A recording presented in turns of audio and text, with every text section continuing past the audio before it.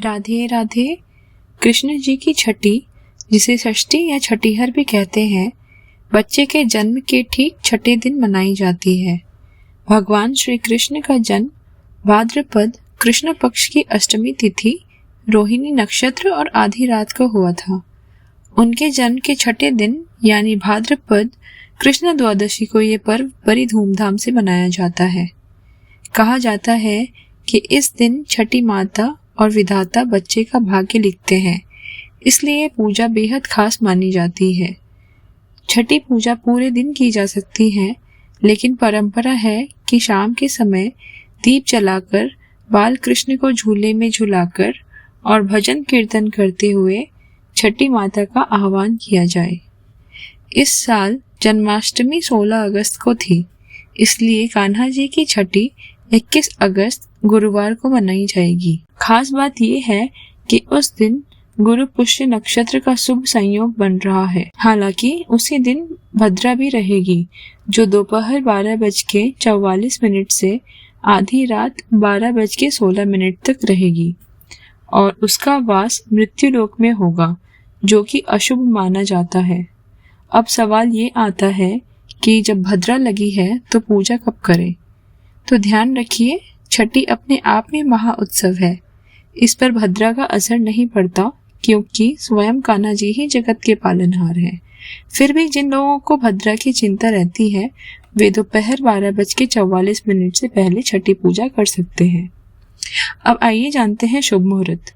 गोधूली मुहूर्त शाम 6:54 से 7:16 तक रहेगी। विजय मुहूर्त दोपहर 2:34 से 3:26 तक। अभिजीत मुहूर्त सुबह 11:58 से दोपहर 12:50। इसके अलावा शाम 6:54 से रात 8 बजे तक भी पूजा की जा सकती है। कुछ लोग जिन्होंने 15 अगस्त को जन्माष्टमी मनाई है, वो लोग 20 अगस्त बुधवार को छठी कर सकते हैं, क्योंकि उस दिन सिद्धि योग रहेगा। लेकिन अधिकतर लोग 21 अगस्त गुरुवार को ही मनाएंगे। जानते हैं पूजा विधि। सबसे पहले स्नान करके स्वच्छ पीले वस्त्र धारण करें। हाथ में जल और पुष्प लेकर संकल्प करें कि आप श्री कृष्ण छठी महोत्सव पर छठी माता और बाल कृष्ण की पूजा कर रहे हैं। धूप दीप जलाकर फल फूल हल्दी अक्षत अर्पित करें। लड्डू गोपाल को स्नान करें शंख के जल या पंचामृत से और पीले वस्त्र पहनाएं। उनका तिलक करें, आभूषण पहनाएं, काजल लगाएं और झूले पे बिठाएं। भोग में माखन, मिश्री, लड्डू, खीर, कढ़ी चावल और राधा रानी की प्रिय अरबी की सब्जी जरूर लगाएं। एक कोरा कागज और एक नई कलम गोपाल जी के पास रखें, क्योंकि इस दिन विधाता शिशु का भाग्य लिखते हैं। झूला झूलाने के बाद आरती करें, छठी माता और कान्हा जी की दोनों की। इस दिन बच्चे का नामकरण संस्कार भी होता है। आप कान्हा जी को नया नाम दे सकते हैं। तो आइए जानते हैं कुछ ध्यान रखने योग्य बातें।